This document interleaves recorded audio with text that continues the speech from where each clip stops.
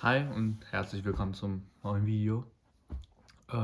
Ich dachte, ich mache mal so ein Zwischenfazit, auch wenn es nicht ganz die Hälfte ist. Also absolut eigentlich gar nicht. Ich glaube, die Hälfte war so vor einem Monat oder zwei. Aber ich dachte, ich setze mich einfach mal hin, rede so ein bisschen. Ich habe hier so ein paar Videoideen, also Themenideen, worüber ich reden könnte. Und ich glaube, ich hake die einfach mal so ein bisschen ab und erzähle einfach, falls das euch interessiert. Falls nicht, dann wartet bis zum nächsten Video oder guckt die davor. Super. Ja, ich denke, ich fange erstmal so mit den generellen kulturellen Unterschieden an oder was mich so am meisten vielleicht geschockt hat. So, man redet ja immer vom Kulturschock und sowas. Den hatte ich irgendwie nicht wirklich, weil ich weiß nicht. USA und Deutschland sind irgendwie, finde ich, sehr westlich und sehr ähnlich in vielen Dingen und unterscheiden sich halt in diesen Kleinigkeiten. Ähm, Zum einen war ich von der Menge an Fleisch überrascht, was aber auch daran liegt, dass es hier mitten auf dem Land ist. Also da ist noch ein bisschen mehr diese Farmer-ländliche ähm, Idee drin, wo einfach viel Fleisch gegessen wurde. Und dann die Autokultur. Also wie viele Autos hier wirklich unterwegs sind. Und also ich wohne 4 Minuten mit dem Auto von der Schule entfernt und es gibt keinen anderen Weg dahin zu kommen. Ich könnte fahren, dann müsste ich aber über eine Landstraße, wo ich glaube 70 oder 80 gefahren wird, also km/h. Das heißt, das ist auch nicht wirklich so super. Also das Auto ist wirklich oft die einzige Möglichkeit, irgendwo hinzukommen hier. Vor allem, weil es genau wieder hier wie beim Essen einfach eine sehr ländliche Gegend ist. Um so ein bisschen Kontext fürs Ländliche zu geben. Die Stadt hier, wo ich bin, hat 5000 Einwohner, glaube ich. Ja, so um die 5000 meine ich.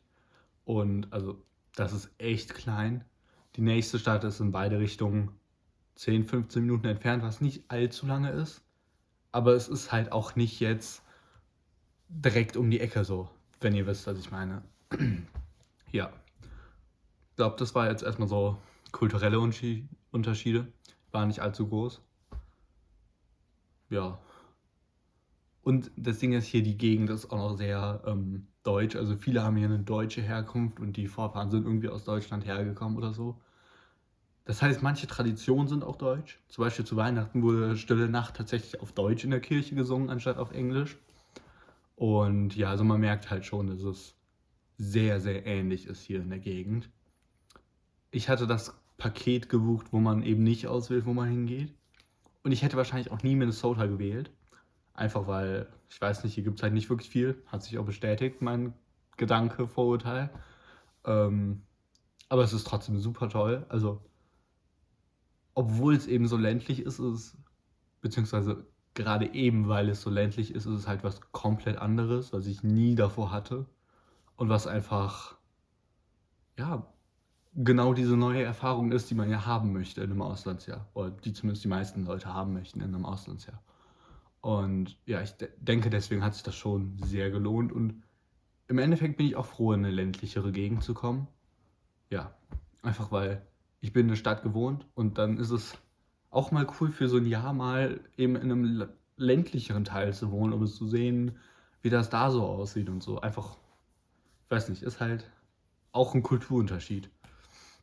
Dann als nächstes habe ich mal auf meiner kleinen Laptop-Liste hier das Schulleben und zwar, wie sich das eben unterscheidet. Und also ich würde sagen, das unterscheidet sich erstaunlich viel. Zum einen hast du eben keine mündliche Mitarbeit oder so, die bewertet wird, sondern alles, was du bewertet bekommst, ist wirklich irgendwas Geschriebenes. Also du hast in den meisten Fächern hast du jeden Tag irgendwie Hausaufgaben oder jeden Tag halt ein Assignment, was du in der Schule machen musst. Und das wird dann bewertet als Mitarbeit in der Klasse eben. Ja, das finde ich nicht cool. Also ich finde das deutsche Konzept mit mündlicher Mitarbeit deutlich besser. Aber ich glaube, das ist auch einfach so ein bisschen, wie man eher lernt und persönliche Präferenz auch einfach.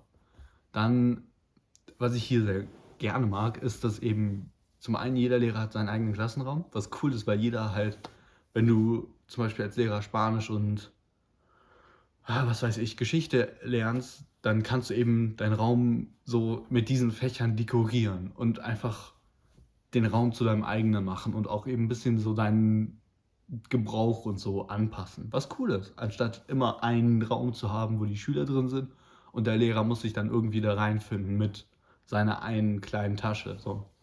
Das finde ich, das finde ich deutlich besser als in Deutschland. Ich weiß nicht, ob ich es übernehmen wollen würde in Deutschland, aber ich finde die Idee super schön. Und dann, hier gibt es nicht so wirklich große Klausuren. Also hier hast du einen Test am Ende von diesen kleineren Units, die du eben hast.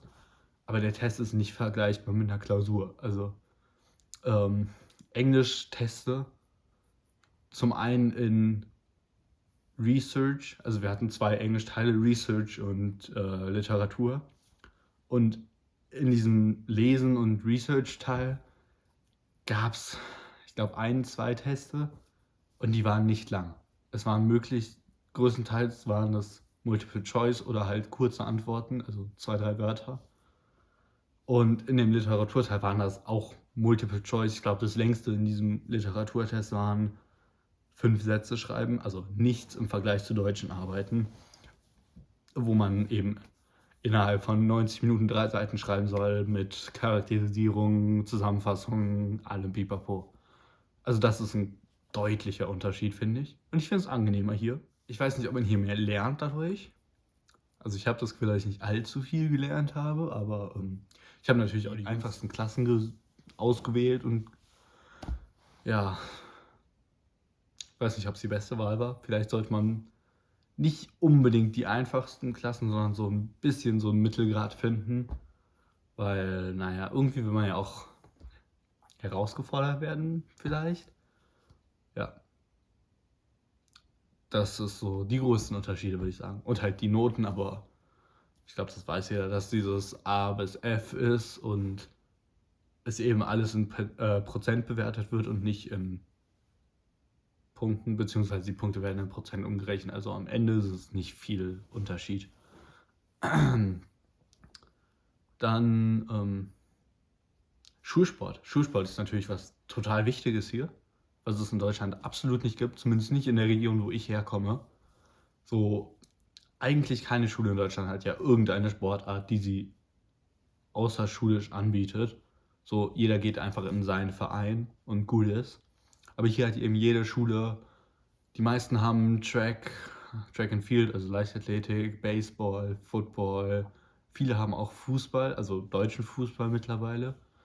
Und Lacrosse gibt es auch noch. Das sind so die größten, die eigentlich jede Schule hat. Manche haben auch noch Golf, aber das hängt immer von der Ausstattung ab.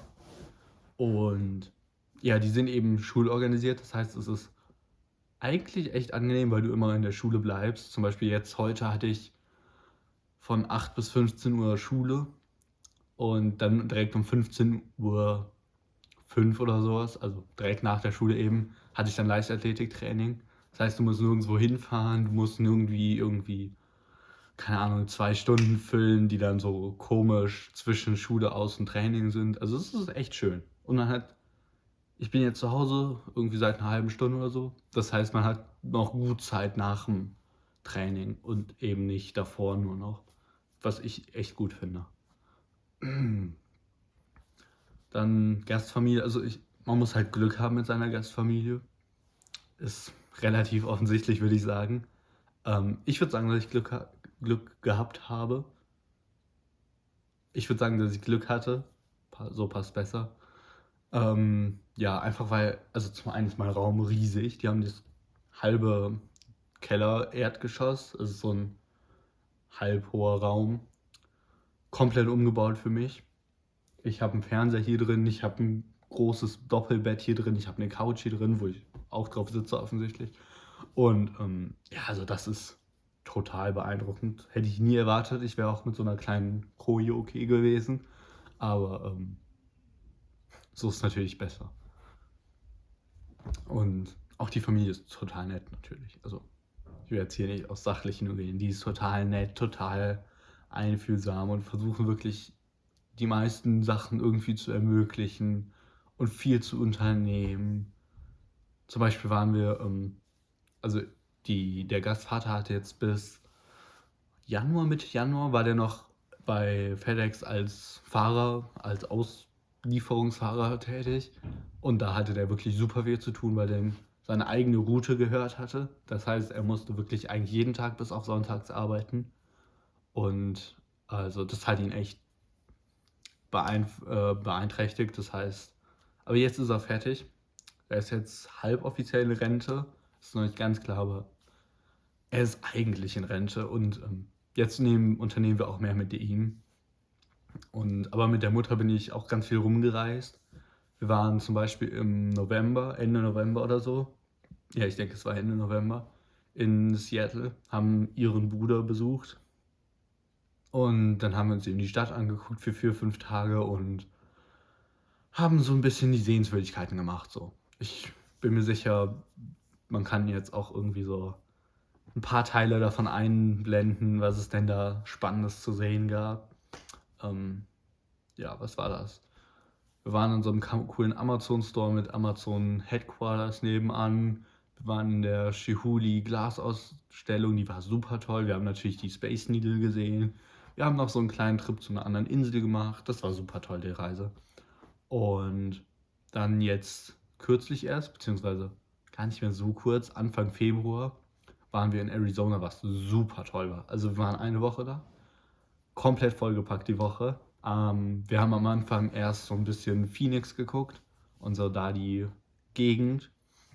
Dann sind wir nach Sedona hochgefahren, was super schön ist. Also ich glaube, Sedona ist wahrscheinlich so dieser Ort, den man sieht, wenn man Arizona googelt. Das ist das mit diesen roten Steinen und dieser riesigen Steinformation. Also es war super beeindruckend.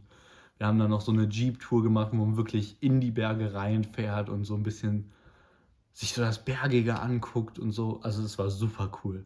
Es war wirklich beeindruckend zu sehen.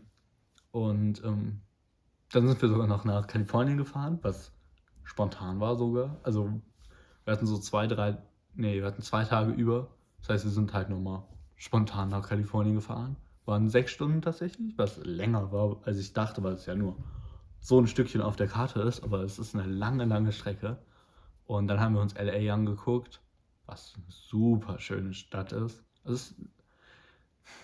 Ich weiß nicht, ob LA an sich eine schöne Stadt ist, aber so die Teile, die wir uns angeguckt haben. Also wir haben so eine Hollywood-Tour gemacht und Santa Monica Pier auf jeden Fall. Mehr Zeit hatten wir auch wirklich nicht. Und die waren super schön, die Sachen. Also ich glaube, da an so Sachen erinnere ich mich noch 10, 20, 15 Jahre. Falsche Reihenfolge, aber ihr wisst, was ich meine. Also da werde ich mich wirklich lange noch dran erinnern, an so Sachen. Und ja, das war super toll. Das habe ich hier als nächstes. Sprachkenntnisse. Wie haben sich deine Sprachkenntnisse verbessert? Ich weiß gar nicht, ob sich meine Sprachkenntnisse unbedingt so viel verbessert haben, seitdem ich hier bin. Ich würde sagen, ich habe so ein paar neue Wörter und neue Akzentsachen aufgegriffen, während ich hier war. Und natürlich ist so meine Aussprache und so ein bisschen besser geworden. Ähm, aber jetzt nichts, wo ich sagen würde, dass ich das so krass merke. Ihr könnt in dem letzten Video, dem Interview mit meinem Gastvater, schauen. Ich denke, er hat da was drüber gesagt, ob ich mich verändert habe. Da könnt ihr mal reinhören. Reinschauen. Reinhören ist ja kein Podcast, ne? Auf jeden Fall, da könnt ihr mal reinschauen. Und ja, zum Beispiel so Sachen wie Soda ist hier nicht Soda, sondern Pop. Also so Cola, Pepsi, die ganzen Sachen sind halt Pop und nicht Soda. Was ich erst nicht verstanden habe, aber also nach einem Tag war es drin. Ne? So schwer ist es jetzt nicht. Und ja, also so ein bisschen angepasst hat sich mein Englisch gesagt, würde ich sagen. Aber was ich viel mehr gemerkt habe im Sprechen, beziehungsweise ist zumindest so ein bisschen weiter mit dem Sprechen verbunden. Ich bin selbstbewusster gegenüber Fremden geworden. Einfach weil die Amis deutlich freundlicher gegenüber Fremden auch sind. Und ich habe mich mehr mit Leuten, die ich nicht kannte, unterhalten. Was natürlich auch war, weil ich vorher niemanden hier kannte. So. Aber ja, ich würde sagen, dass ich einfach selbstbewusster im Umgang mit Leuten geworden bin. Dann Zukunftspläne. Oh Gott, jetzt kommt's. Ähm, Wie wird dein Austauschaufenthalt deine Zukunft beeinflussen? Ich denke gar nicht zu doll. Also es wird natürlich, so die offensichtlichen Sachen sind ein Jahr mehr Schule, besseres Englisch, man hat was auf dem Lebenslauf, aber ich würde sagen, vor allem so menschlich werden sich da Sachen verändern. Einfach weil ich mich auch menschlich verändert habe und so ein bisschen andere Einstellung gegenüber zum einen Sport, fremden Menschen und vielleicht auch Schule bekommen habe. Also ich denke, in der Hinsicht hat sich doch was verändert.